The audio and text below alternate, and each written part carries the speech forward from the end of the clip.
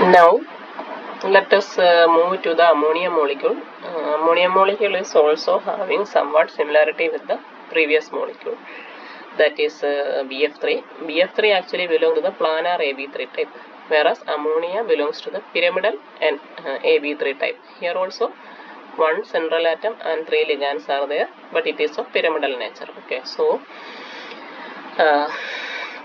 here we can see that in the first picture from the left hand side you can see that nitrogen is present at the center and 3 hydrogens are connected to it, which are labeled as 1, 2 and 3, and a C3 axis is shown passing through the nitrogen and emerging through the down. Okay, in the top to bottom you can see a C3 axis. So if you do a 120-degree rotation, we can see that the hydrogen atoms, how they are changing. The atom number 1 is going to the position of 3, 3 is coming to the position of 2, 2 is coming to that position of 1. Okay, so we have done a 120-degree rotation. Once again, if you do 120-degree rotation, that is a total of C3-2 rotation or 240 degree, then they are actually changing one more. Actually, it is when we do the C3-2 rotation, 1 is not going to the position of 3 but directly coming to the position of 2. Okay, when we compare with the first configuration. So like that, once again if you do, you can see that the 1 is going back to its original configuration. So if you mark the configurations as 1, 2, 3 and 4 from the left to right, we can say that 1 and 4 are identical configurations, 1 and 2 are equivalent, 1 and 3 are also equivalent, 2 and 3 are also equivalent, etc. Okay, so only identical we can say between 1 and 4, remaining all are like equivalent only.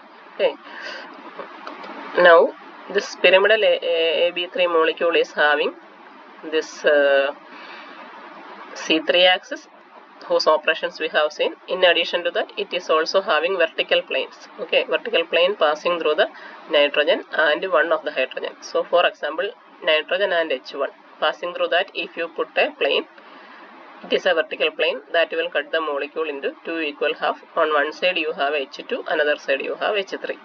Similarly, if you put a plane, vertical plane passing through N and H2, it will have H1 and H3 on either side. So that is also a symmetry plane. Like that, we can have 3 vertical planes in this molecule. These planes are called vertical planes because they are all parallel with the C3.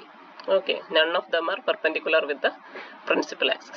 So in ammonia we don't have any sigma H, only sigma V, and that also 3 sigma V are present. So in ammonia totally we can say that identity a C3 axis and 3 sigma V are present. On the other hand, in the planar AB3 we had many more symmetry elements, like it had several C2s, it had 1 sigma H and S3 operation, all these things were there. Now when planar AB3 is converted to pyramidal AB3, its symmetry is actually lowered. Okay, so that is what indicated by this comparison between BF3 and NH3. So you can see the 3-dimensional representation either from the symmetry gallery at Otterbein or this ChemTube 3D. This is another website resource from foreign university. This is also very useful. Okay, you can check that.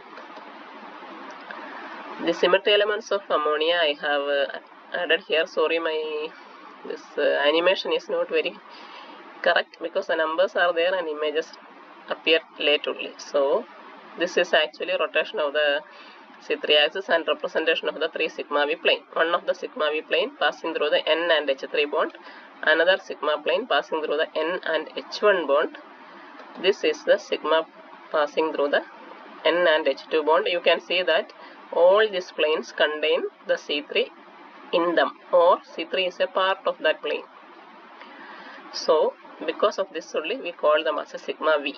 So if we keep all the sigma V together in a picture, you can see that at their intersection there is an axis present, and this is the C3 axis. Okay, here it is marked also in the below picture. So totally If you list out the pyramidal AB3, it will have E, C3 and 3 sigma V operations.